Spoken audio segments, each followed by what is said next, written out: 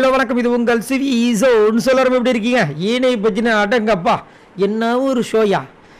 விஜய் சேதுபதி அவர்களை மாற்றணும், கமலஹாசன் அவர்கள் தான் வரணும் அப்படின்னு நினச்சோம். அந்த அடுத்த நிமிஷமே இல்லைப்பா ஓரளவுக்கு நல்லா தான் பண்ணுறாரு அப்படின்ற மாதிரி இன்னைக்கு ஃபுல்லாக வச்சு செஞ்சார். எல்லாரையும் பாறை வச்சு பார்க்காம வச்சு செஞ்சார். காரக்குழம்பு கனியை போட்டு புழக்கிறது என்ன, கமருதனை போட்டு வெளுக்கிறது என்ன, பார்வதிக்கு அடிக்கிறது என்ன, சபரிக்கு எஃப்ஜேக்கு எல்லாரையும் போட்டு பொழந்தார். நல்லா இருந்துச்சுப்பா, ரொம்ப நல்லா இருந்துச்சு.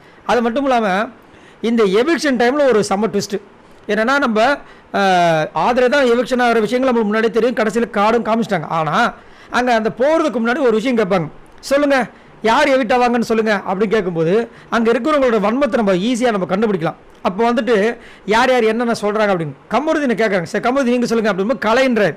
ஸோ அவங்க தான் வீக்காக இருக்காங்க அப்படின்ற மாதிரி. அதுக்கப்புறம் கனியை வந்து கேட்டால் அரோரான்றாங்க, எஃப்ஜேவை கேட்டால் அரோரான்றாங்க, திவாகர் கேட்டால் அரோரான்றாங்க, விக்ரம் கேட்டால் அவர் மட்டும்தான் ஆதரேனார். எப்படி கண்டுபிடிச்சான்னு தெரியல, தீர்க்க தரிசியாக இருப்பார் பொழுது. அதுக்கப்புறம் சபரி வந்து கலைன்றாரு, கெமி அரோரான்றாங்க, பார்வதி மட்டும் கலைன்றாங்க, அப்புறம் வியானா கலைன்றாங்க, சுபிக்ஷா அரோரா இல்லைன்னா கலைன்றாங்க, துஷார் வந்து அரோரான்றாரு.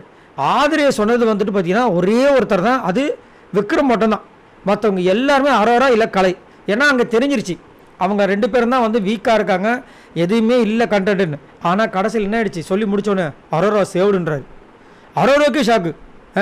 அப்போ தான் வந்துட்டு ஆதிரைக்கும் செம்ம டென்ஷன் ஆகிட்டாங்க. அப்போ பிக் பாஸும் சொன்னார், நான் வந்து அதாவது நீங்கள் என்னை கடைசி வரைக்கும் புரிஞ்சிக்கல, நீங்கள் இந்த பிக் பாஸ் விட்டு போக வேண்டிய ஆளே கிடையாது, நீங்கள் ஒரு டஃப்பான ஒரு போட்டியாளான்னு சொல்லி அமுச்சு விட்டார். தலை நிமிர்ந்து போங்கன்னு சொன்னார். இது சரியான ஒரு ட்விஸ்ட்டு. ஏன்னா எவிக்ஷன் யாரும் தெரியும், அங்கே இருக்கிறவங்க வந்துட்டு எவிக்ஷன் இவங்க தான் ஆவாங்கன்னு சொல்லுவாங்க.